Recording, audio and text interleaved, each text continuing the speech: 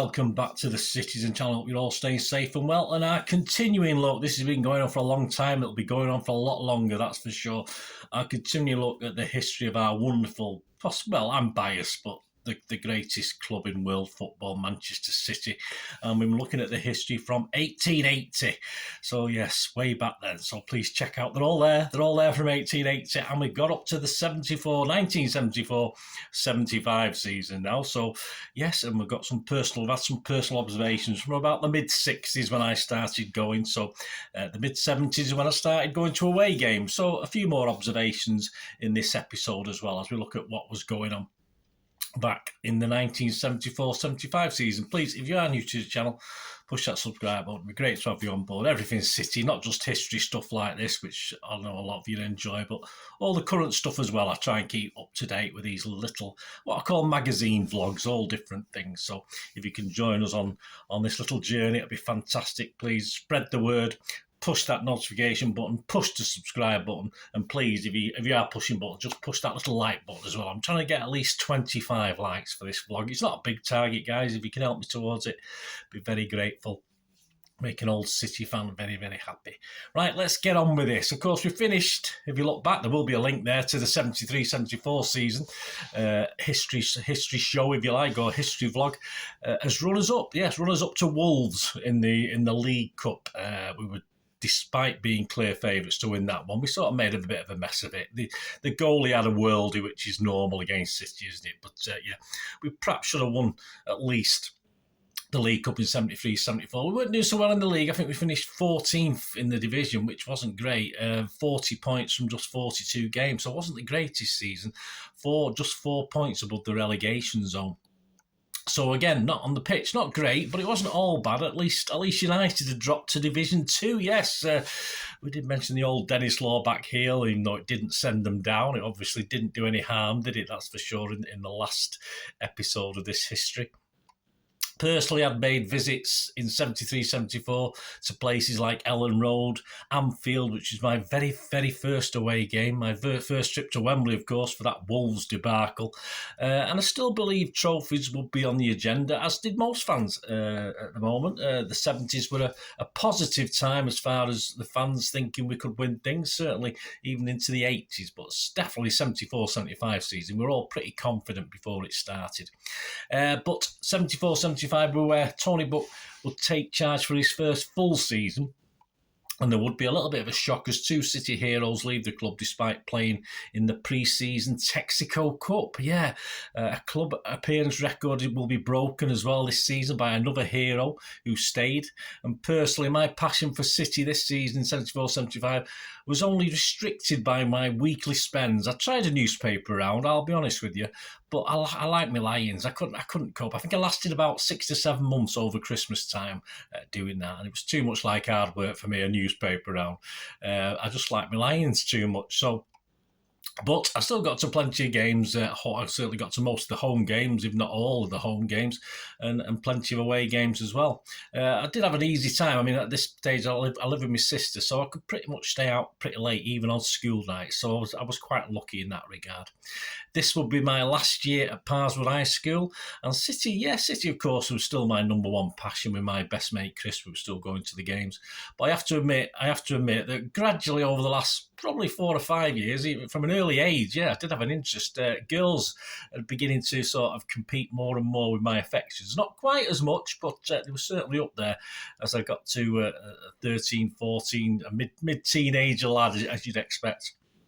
Main Road itself had seen slight changes. There was 1,650 tip-up seats were put in to get rid of some of the benches that were still knocking around. I remember sitting on those back in the early mid-60s, of course, in the old Platt Lane stand. They were there for a long time in the Platt Lane stand. There's some sprucing up of the paintwork in and around the ground, and some costly work done. Yes, didn't go down too well, but some costly work done. About 7,000 on the main stand entrance and main stand fascia, where the red brick was given a bit of a spit and polish. There would be a further upgrade, of course, to the main entrance, etc., in years to come, but that's in the future. We'll talk about that when that happens. But the new entrance did cause some concern. There was a letter to City from a Ray Taylor. He's still out there, Ray, from Padgate near Warrington, who likened the new entrance to a cross between the gates of Alcatraz I've been to Alcatraz. I don't remember anything like that. And the Lions Cage at Bellevue. Yes, and I visited the Lions Cage at Bellevue as well. So yeah, it's probably a close. It probably means well, but I didn't see the likeness myself. Swales was chuffed, of course, as sales of season tickets had reached a new record, which tended to be what happened in those days in the 70s. The fans generally shown support, all right, not game in, game out. You could get 20-odd thousand for one game and 50,000 for the next, but season ticket sales had reached a new record. And we mentioned it before, the Texaco Cup, yes, was a friendly tournament that had some standing at the time. Yes, for a friendly tournament, it did.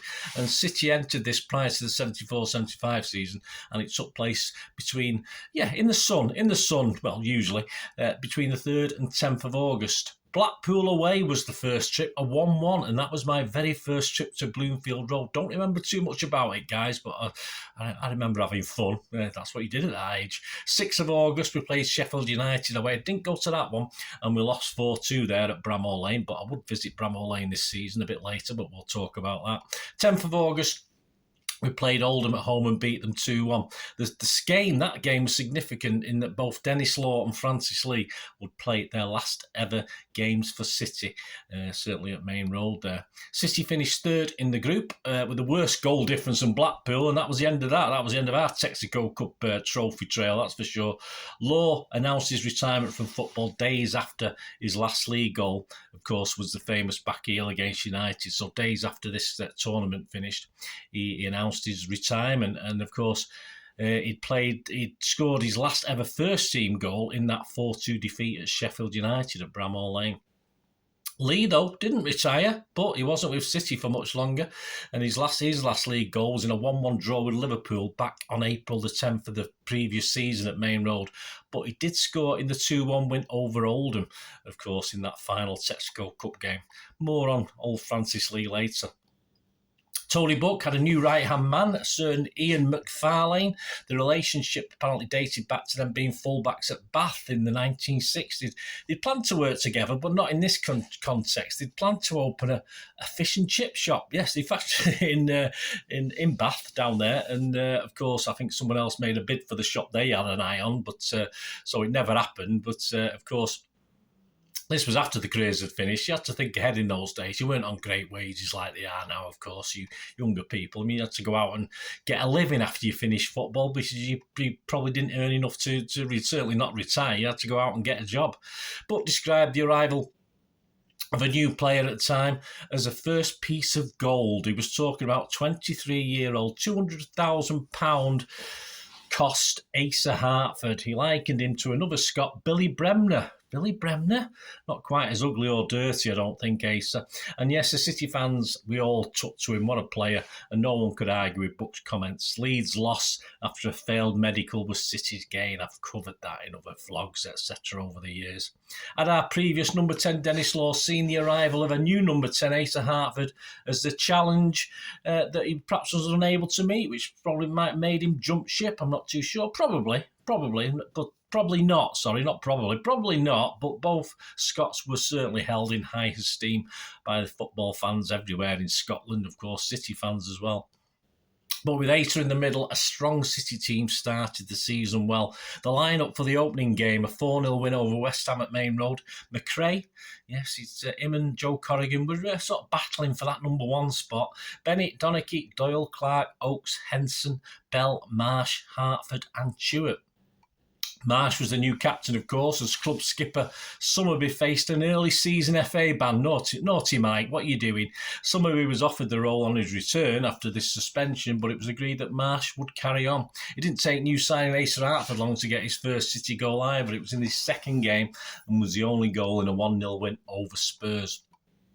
A trip to Coventry was significant in itself. We managed a 2-2 draw with Oakes and Marsh on the score sheet, but it was my first trip to Highfield Road. We stood on the open end. I went in both ends. I think I went in 3 stands overall at the old Highfield Road during my time of going there. But we stood in the open end, and like us, I think at that stage, I'm sure they still had the invalid cars coming in as well. I might be mixing up my memories there, but obviously, like Main Road, they used to have the invalid cars in the the corners near the corner flags. So I do sort of remember that. As I say, I think in the mid-70s that was still happening. Plenty of blues, not much trouble, which is great. You know, it's most, I would say, 50-50 chance of getting trouble at away games and not getting trouble at away games in these days. But I don't ever remember being in any sort of trouble at Coventry City, one of the better Midlands clubs to visit, that's for sure, at the time. And if you wanted to watch the football and not stress about trouble, it was a nice place, a reasonably nice place to go, which you couldn't say that about all the Midlands clubs. We'll talk about one in a little while. The Finlands coach cost the princely sum of £1.30 to get to Coventry. On match day 10, yes, the 28th of September, a spectacular Rodney Marsh overhead kick was enough to take a 1-0 win over QPR at Main Road in front of a crowd of just over 30,647. And this put City second in the First Division. We'd already beaten the league leaders, actually, a couple of weeks earlier, Liverpool 2-0 at Main Road in front of 45,194. On the 12th of October, the short trip to Turf Moor, my second trip I'd been before, we talked about it last episode, ended in a 2-1 defeat, yes, with only a Stewart penalty to show for it. But we did have a young lad, yes, I think I remember him, called Peter Barnes, starting at number 10 for that game. I made my first visit, the long trek down, the stop off at Newark on the way for you guys who've been to Portman Road to play Bobby Robson's Ipswich on the 26th of October. A 1-1 draw thanks to Colin Bell. There was a sugar shortage at the time. This is my memory. I had to look back just to check the dates on this. There was a sugar shortage. So if you went into a cafe or something, sometimes you didn't have any sugar in it. I hated. I couldn't drink tea or coffee without sugar in. We got there in the early hours of the morning because all the coaches left at midnight. So I remember going in to try and get a bacon butty and a cup of tea, and there was no sugar. It was awful. I couldn't face tea without sugar. I say all the coaches left at midnight on the Friday, cost of £2.50. And Mars picked us up in Withington Village, the Finland's coach in Withington Village. And my abiding memories of the City fans who got to Ipswich around about 7 o'clock in the morning, something like that, for the 3 p.m. kickoff. Someone nipped to a paper shop. We were all hanging around, a few coaches, and someone nipped to a paper shop, and a mass game of football went ahead. They bought a ball from a paper shop. I don't think it was a flyaway. It might have been. It was an half-decent ball. It wasn't one of these flyaway ones. And a game went ahead, and there used to be fields behind Portman Road football field, a big massive field behind it. It's probably not now, it's probably something else, but there was a game of football between all the City fans about 7 o'clock in the morning. It was cracking. About 200 aside it was, but I can't really remember the score of that one, guys. But if you were playing in that game, let me know. I certainly was that one, and there may have been others as well, but certainly that trip anyway. On the 1st of November, City legend Harry Godwin retired. Of course, he was known for his scouting prowess, bringing many City legends to the club. Names like Oakes, Pardo, Young, Doyle, Booth. I mean, the list goes on. We'll not talk about his bag of sweets that he used to carry with him, apparently. From everything I've read from ex-players, he was indeed a great bloke and a great servant to the club. Before a trip, my first to Goodison on the 2nd of November, City sat second, just 1 point behind Everton's neighbours Liverpool. So please, that's the end of part 1. Hope you enjoyed it. Lots of good memories. Let me know your memories. Join me in part 2, as of course we'll talk about City's participation in both cups, which sadly didn't last very long. And tilts at a title and at least a place in Europe looked likely at one stage was still possible. And we get a big new number 9 as well, a big guy. We get a big bloke. You'll know him pretty well. We get a new number 9 up front as well, just to add to our hopeful title romp. Well, it wasn't to be, was it? But join me in part 2 as we'll talk about that. Thanks for watching, guys. Let me know your memories. It'd be great to hear from you. Anything you remember about this season. Hope you enjoyed that. Thanks for watching. Until we meet again, that's one thing, don't I? Please stay safe, Blues. Come on, City. Bye for now.